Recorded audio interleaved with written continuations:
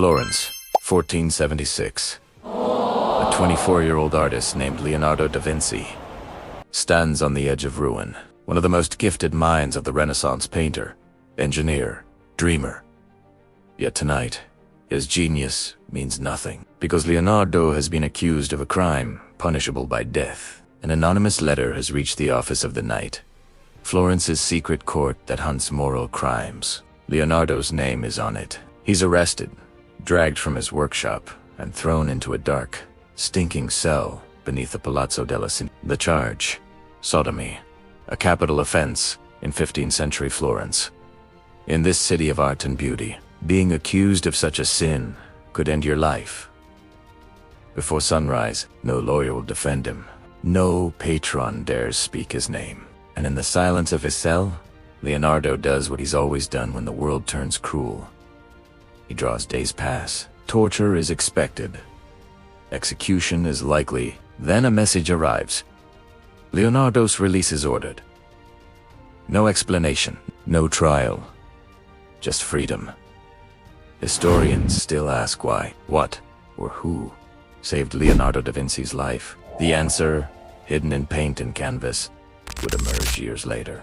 Inside one of his most famous works, here we'll unravel how Leonardo's art became his protection, and how one painting and the powerful hands behind it pulled him from the jaws of death. Leonardo's release wasn't mercy, it was politics and paint. Florence, in 1476, was ruled by the Medici, the most powerful family in Italy. They loathed at art, but feared scandal. The accusation against Leonardo had implicated the son of a nobleman, a Medici ally. To expose one would shame them all, so the records vanished. The witnesses forgot, and Leonardo, the quiet, brilliant artist, was freed. He knew the city's favor could turn again. If he wanted to survive, he had to make himself indispensable. He began to paint as if his life depended on it. Portraits that breathed, machines that defied reason, sketches of flying men, divine light, and mechanical death. And then came his chance, a commission for a portrait of an ordinary merchant's wife, a woman whose smile would outlive kingdoms. That painting, La Gioconda, now known as the Mona Lisa, became more than art. It was Leonardo's shield. Through it, he found new patrons, from the Medici to the King of France. Men who saw in him not a criminal, but a visionary worth protecting. When Florence turned against him again, he carried that painting with him everywhere he fled. Milan, Venice, finally, France. By the time he crossed the Alps, the Mona Lisa was more than a masterpiece.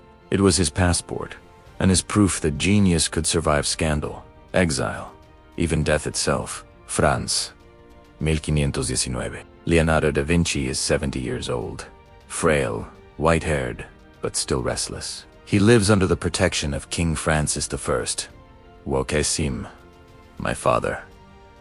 Around him are his notebooks, inventions that no one will build for centuries. And in the center of the room, resting beside his bed, is the same small portrait he began decades earlier in Florence, the Mona Lisa. He never sold it, never parted with it. Some say he kept painting over it, layer by layer, chasing perfection, or perhaps redemption. To Leonardo, the Mona Lisa was more than beauty.